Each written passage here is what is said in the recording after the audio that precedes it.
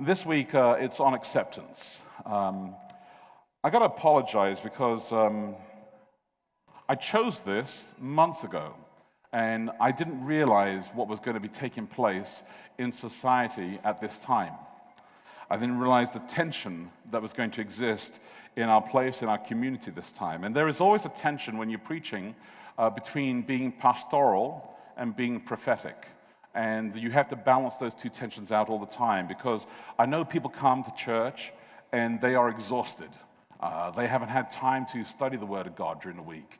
They haven't had time to go to a life group and be replenished and build inside community. And they come exhausted. In fact, their fuel tanks, if you imagine, their reserve tanks are empty. So they're coming dry as it could be. And then there are other people who are just really on fire. They've been fully connected. They've got time and space in their life, or they've made time and space in their life, and they're studying. They've done the daily walk, and they're all prepped, and they know this passage. In fact, they know things in the Greek and Hebrew that I haven't even seen myself. And they're just like, give it to me. Just lay it down really, really hard and just take us in that place. And so this tension between being pastoral and prophetic is always very difficult, especially with a message on acceptance.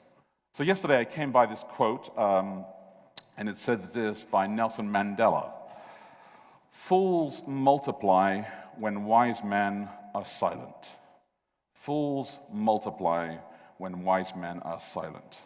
And I wrestled through that. I thought about that for quite a while. I thought, my goodness, there's so much stuff that happens in church, so much stuff that happens in our community, so much stuff that happens in our society that's just not acceptable and very tense and divisive all the way through there. And I'm going to address some of these much more clearly, I think, in the final message on affiliation. So in 2 weeks' time, when we hit that final message on affiliation, I'm going to talk quite frankly about what affiliation really means and what are the consequences and implications of affiliation and how we relate to each other when we choose our affiliations. But this week has been intense. It's been intense in the news, been intense in the world around us. I don't know if you know this, but I was talking to Rabbi Mark, who's down in Boulder, and he was telling me that there are 30 synagogues that have been threatened this week with bomb threats. His was one of them. Where just a community has decided that that's what they're going to do. And they called, and it wasn't like a recording of a voice. It was actually real people calling up, talking to them, saying, I'm going to bomb your synagogue and destroy your place. That is unacceptable.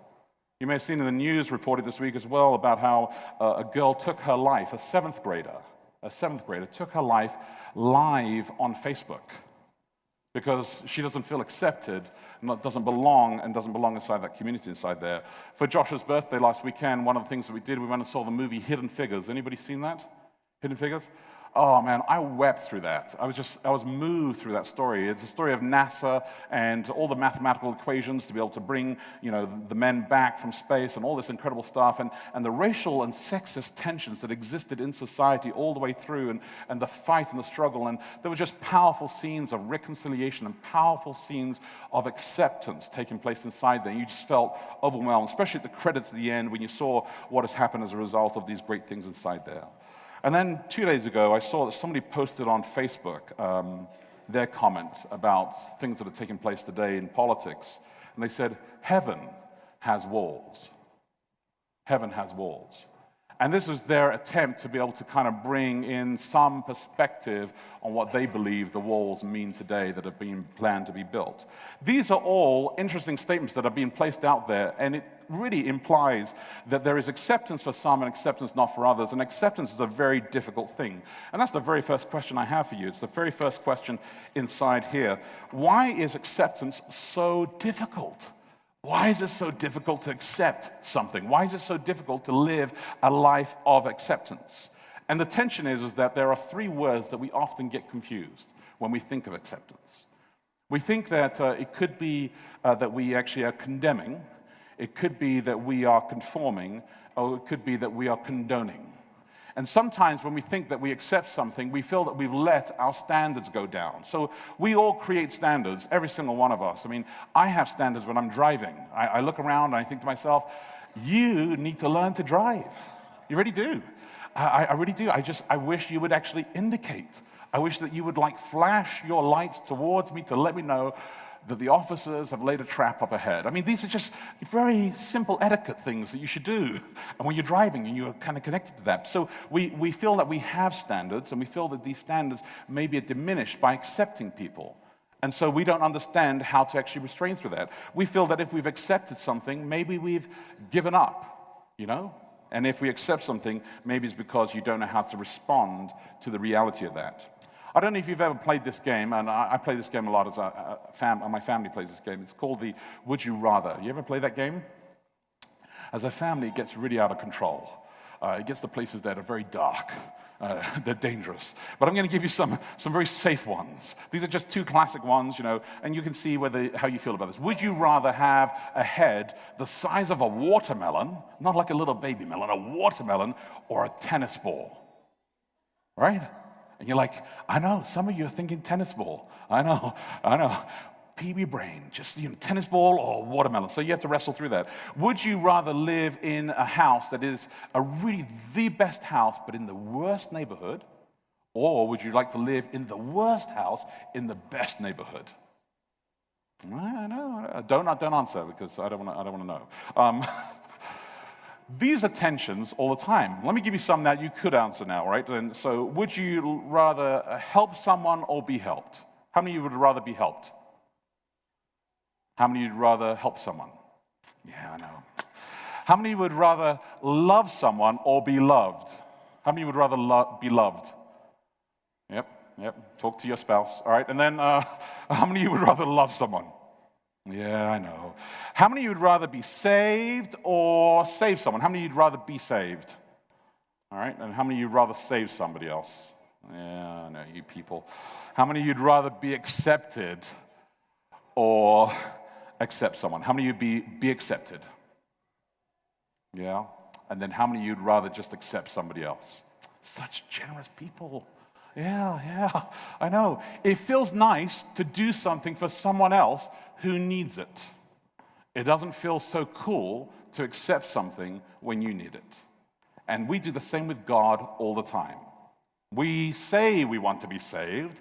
We like the idea of being saved, but to actually admit that we need salvation and that only God can do that is overwhelming to us. So this game of Would You Rather is really about control. It's really about trying to delve in there. How much control and freedom can you have if the options were really horrible, if they were just entirely opposite inside there? And these are always tense all the time inside there.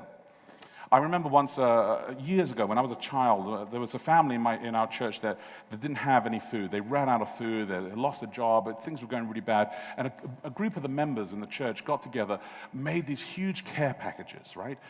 Big baskets of food, went to the house, rang the doorbell, and then offered this family all this food to take care of them for the next week at least, or the next month. It was a lot of food. And they refused. Refused. They said, no, we're perfectly fine. We're doing okay. Because their pride and their belief that they can take care of themselves was just so strong, they wouldn't do that. What was interesting is that those members didn't feel that it was safe just to leave it at the door and just leave, right? They had to ring the bell, let somebody know that they're helping them. And so the tension all the time takes place inside those two places inside there, that you want to be able to help and you want to be able to have acceptance and you want independence, but it's just a struggle all the time. And I think Satan, what he does really, really well, is he tries to sell us a model of independence that is without God, without community, without anybody else. It's why there's tensions all the time in our life, because we have to admit that we need God. We have to admit that we need each other, that we are better people to be loved and to love. Absolutely. We are better people to accept a gift and to accept others. We're better people if we actually have the courage to have a little bit of humility inside there. Let's turn to the text in John chapter 6, because this is a great passage inside it. John chapter 6, verse 22. In your pew Bibles, it's page 987, so you can grab that out. Remember, with those Bibles, you can mark them, you can highlight them, take them with you, see how you feel it, share them with somebody else, and then put them back as well or take them with you. But Page 987, John chapter 6, verse 22. And this was the passage that I wanted you to read. We're going through the 7 I am statements of Jesus, where he declares with different metaphors who he is. And each time he's trying to pull some different aspect about his divinity, about his relationship with us, about his connection with us, and how we can respond to that. So today we're looking, being committed to acceptance, this particular passage where he describes it, he enters this way. On John chapter 6, verse 22, on the next day, the crowd that remained on the other side of the sea saw that there had been only one boat there and that Jesus had not entered the boat with his disciples, but that his disciples had gone away.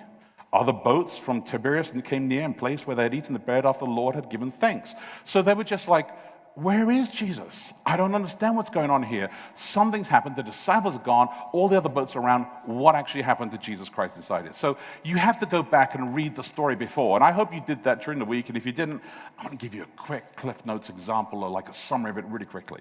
And Pastor David alluded to it in the story, which was phenomenal. Emmanuel was telling us how many people. It was like 5,000 Emmanuel was telling us inside there.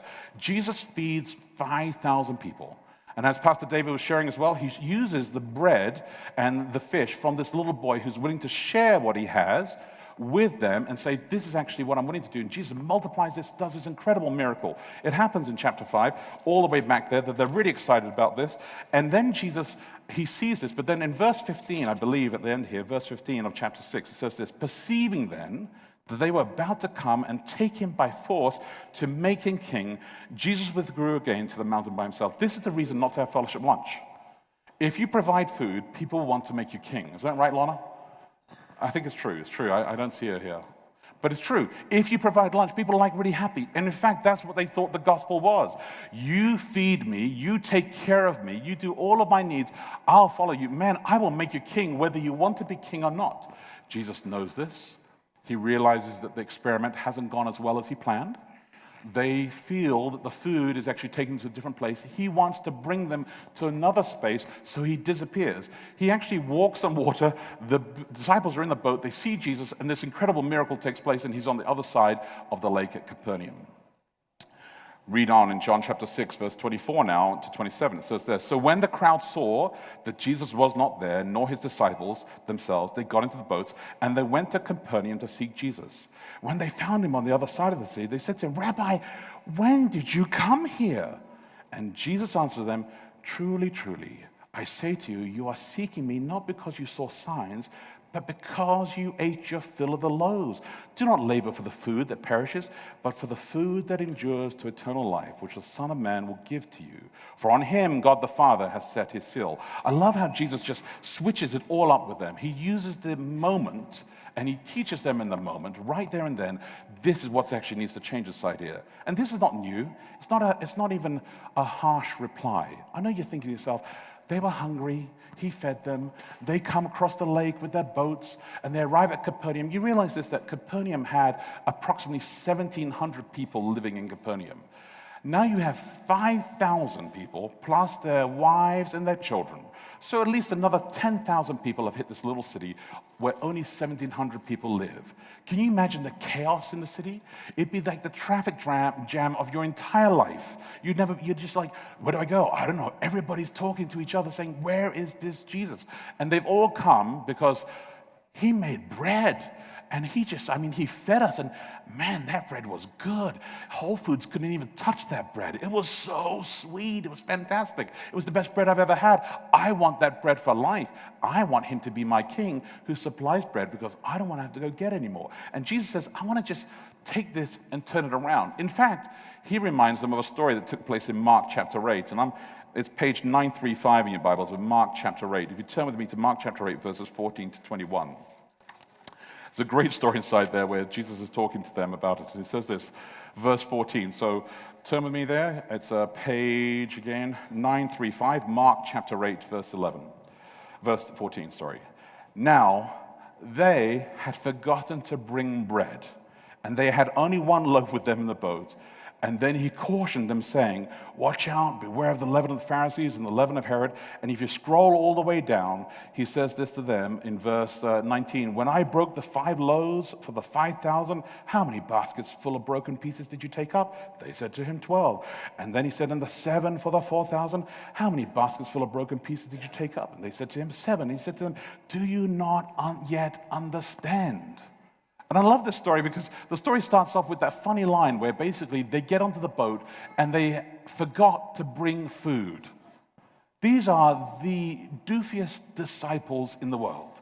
I mean, my wife was telling me this story the other day, how she's climbed Long's Peak a few times, and she said one day she was coming back down from Long's Peak, and this person was starting to go up Long's Peak, and he was wearing dress pants, dress trousers, and a shirt and tie, and he had slip-on leather shoes.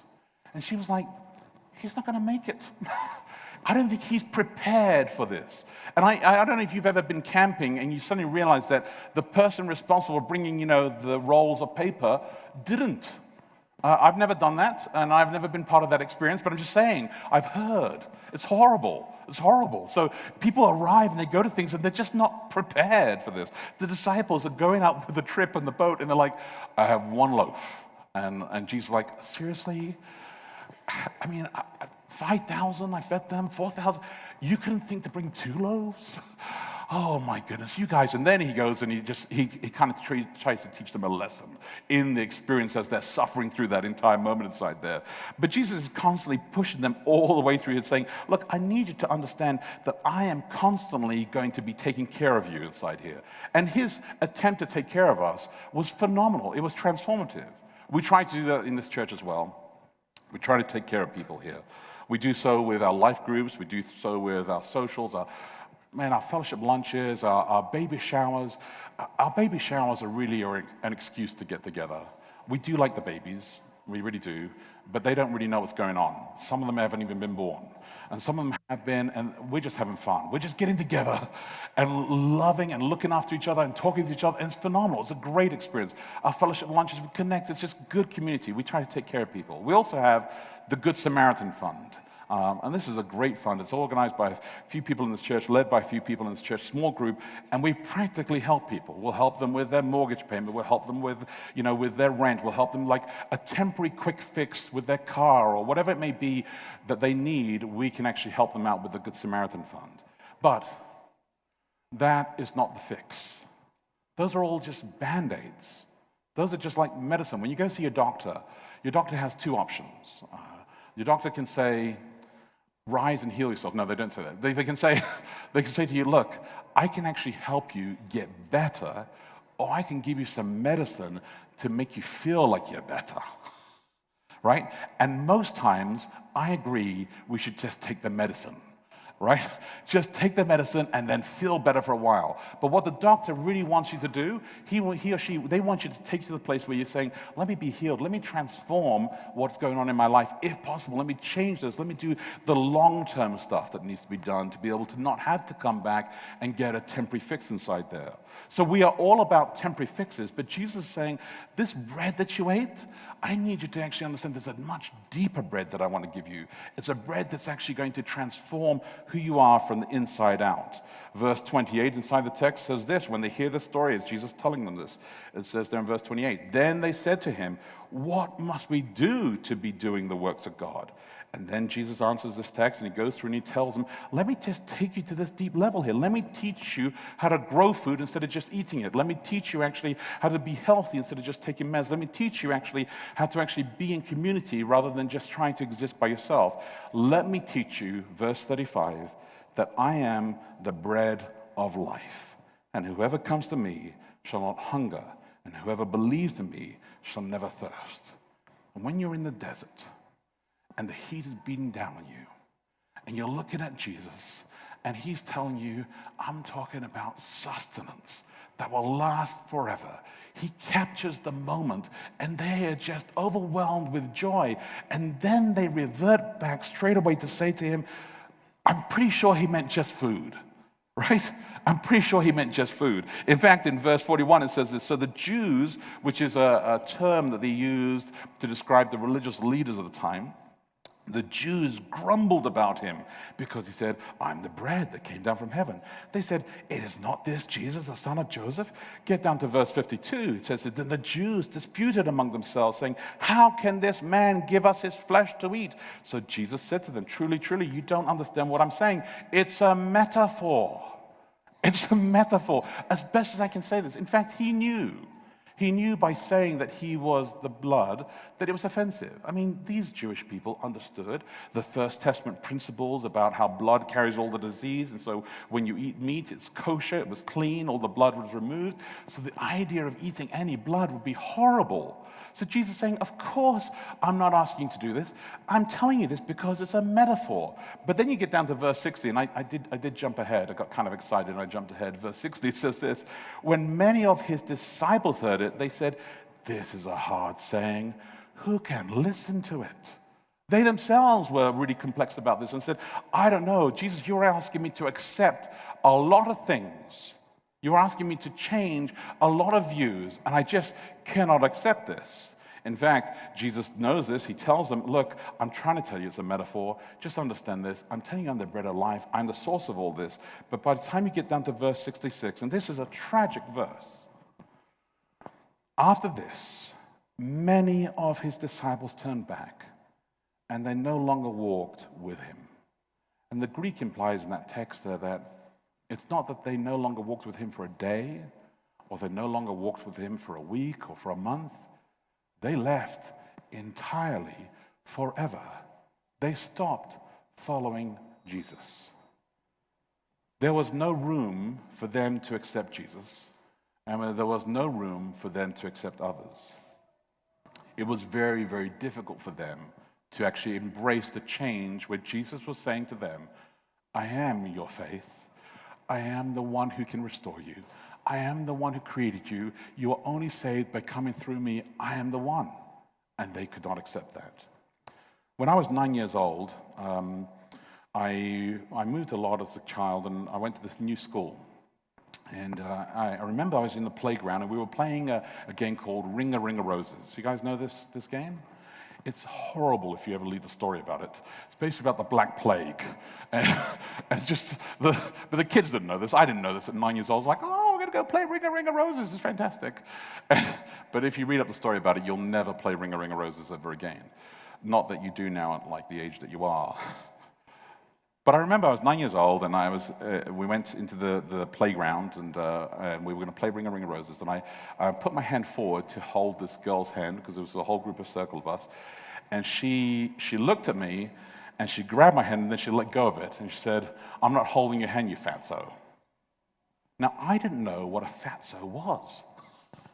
So I was like, well, I don't know what that is. I'll hold somebody else's hand. All right, fair enough. So I go home that day.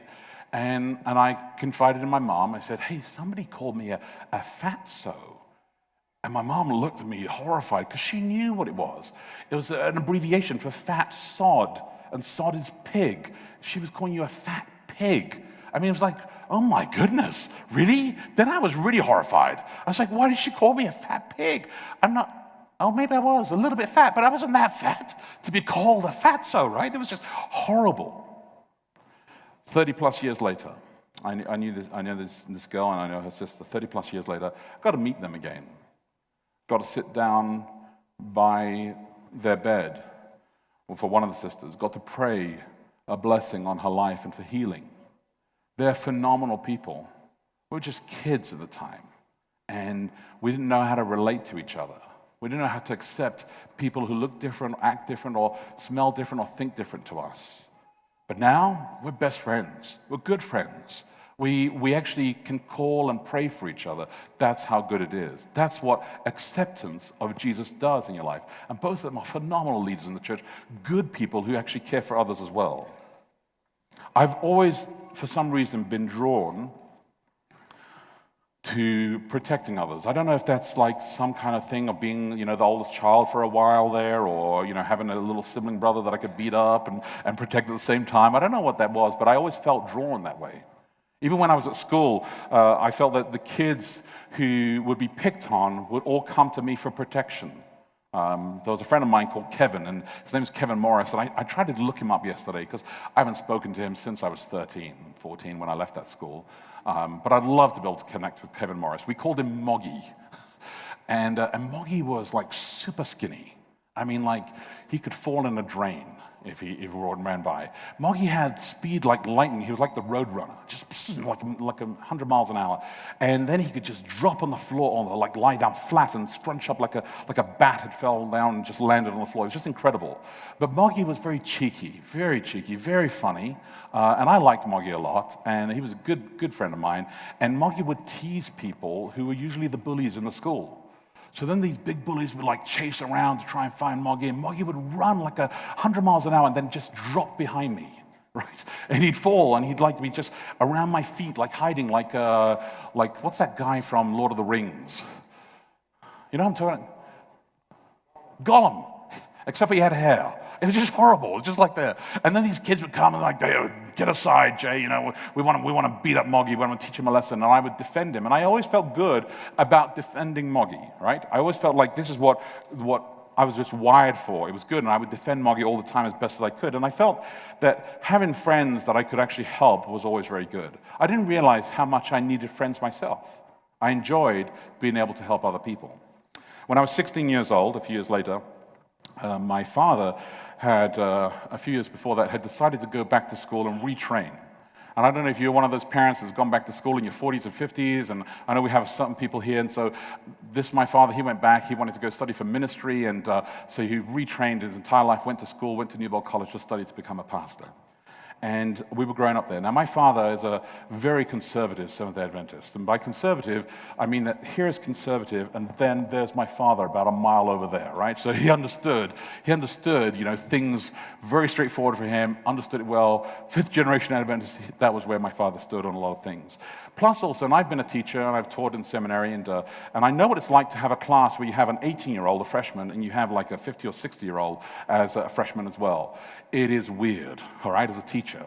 But at the time, I didn't understand that. My father went in, and my father just stood very strong on some grounds. He felt that some of the teachers at Newbold College were not doing a great job when they were teaching theology, and he felt that he should actually share that and use with them. And that became very difficult.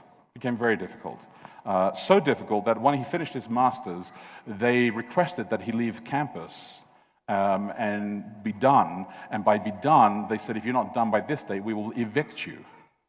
Now, this is a small community, all right? This is me, 16 years old, with all of my friends, and I'm going to church, and suddenly the word is out that we're going to get evicted on July, whatever the date was. So at that point, what happened for my church experience, what happened to my experience with all my friends is that they all left. We'd go to church, sit down, and we'd sit by ourselves. Nobody wanted to talk to us. My friends didn't want to hang out with me. They didn't want to talk to me. And I suddenly realized that acceptance was not just me always accepting those who needed, that I needed acceptance as well, that I needed to be embraced as well. And my father, he said to me, look, people are people, you love God, you serve in this church, you just be faithful. God will take care of you. Don't worry about it. So he kept on paying his tithes and his offerings and volunteering to help and do whatever he did, and he did all that he could. 2 years later, I enrolled at that same school now to study for theology. And I kid you not, some of the professors, I'm not saying Peter Van Bebelen, I'm just saying, some of the professors were petrified. I mean, they called me in. Peter called me in one day, and I've been there at school like 2 weeks, and they're like, Brother Oliveira, you don't have to be like your father. I was like, well, I like my dad. No, you know what I mean. I said, no, I don't really know what you mean. Well, I'm just saying, enjoy college. You don't have to be like your dad. I was like, what have I done? I've done 2 weeks of classes. It's the book of Revelation. It wasn't that hard. I memorized it. Let's go for it. And I was like, no. I left that room, and I went and spoke to my dad that night and said to him what Peter had said to me. And my dad said these really interesting words. He said, what did God call you to do? And I said, well, I believe God's called me to become a pastor. He's called me to be a missionary, to be a leader at some point in the church, to bring people into some kind of relationship with Jesus. And I said it in different words, but that's what I was trying to articulate to him. And he said, well, God called me, this is what my dad said, God called me to come to New College and actually to speak truth to some of the things that they were saying and to confront them about some of the issues that they were sharing. But God didn't call you to that, did he? I said, no. He said, then don't say anything. Go study. Go learn. Go become what God has called you to be. And with that, what my dad did is that he released the pressure off me instantly. It was just like I felt this weight off my shoulders. He just said, hey, just be who God has called you to be. Don't worry about having to be my son or having to fight my battles. Just do what God has called you to do. And in his acceptance, I felt accepted again. So I went through that entire experience there, went through the college, learned a lot of stuff, met a whole bunch of great leaders, had a whole bunch of great leaders also come and apologize to me later on in my life, in my 20s, and say, what we did to your father wasn't really cool. And we're sorry for that.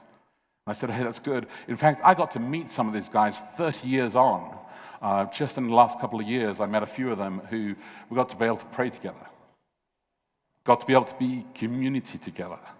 And it's difficult to be able to exist sometimes when you realize that the harm that has taken place wasn't intentional, wasn't meant to be that way, but it affects us because we all desperately want acceptance.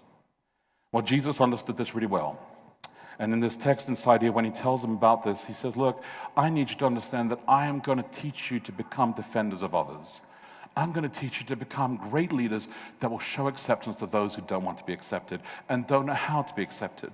And these disciples, they failed miserably. They were horrible. They had all failed their exams. The reason why that they were working as carpenters and all sorts of other careers that they had is because they had failed the rabbinic school and were not allowed to become disciples. So Jesus takes these ragamuffins and he says to them, let me turn you into leaders. Let me turn you into what God can actually do inside you.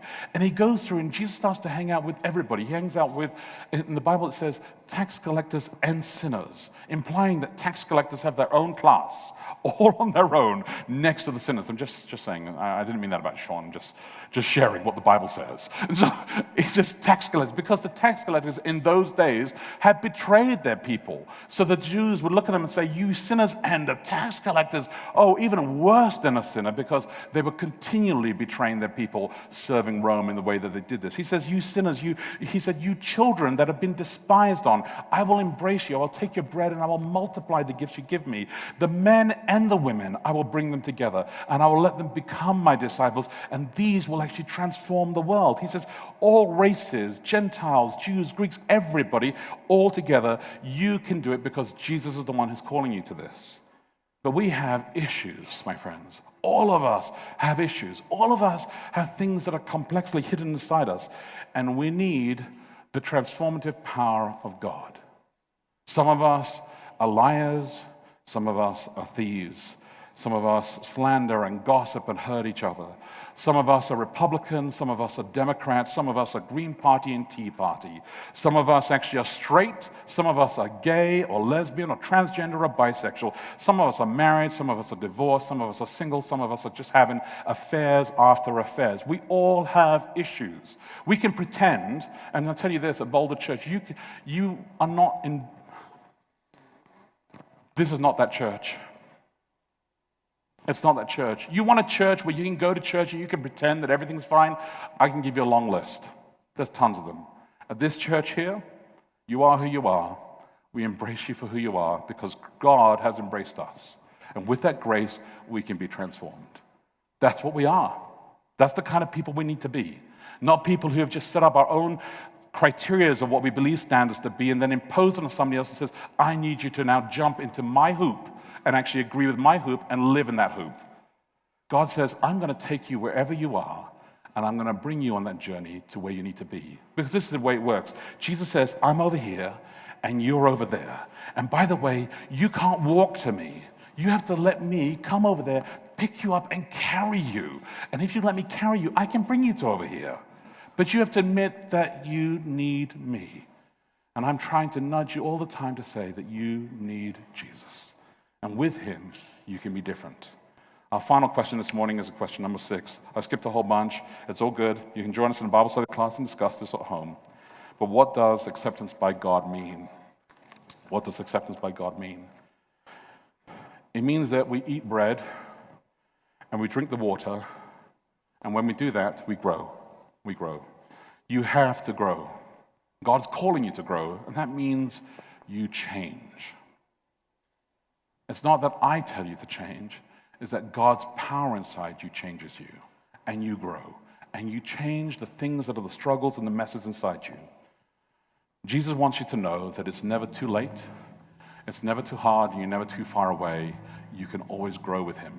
He will be the sustainer, the bread of your life, all the time, no matter what you think about this.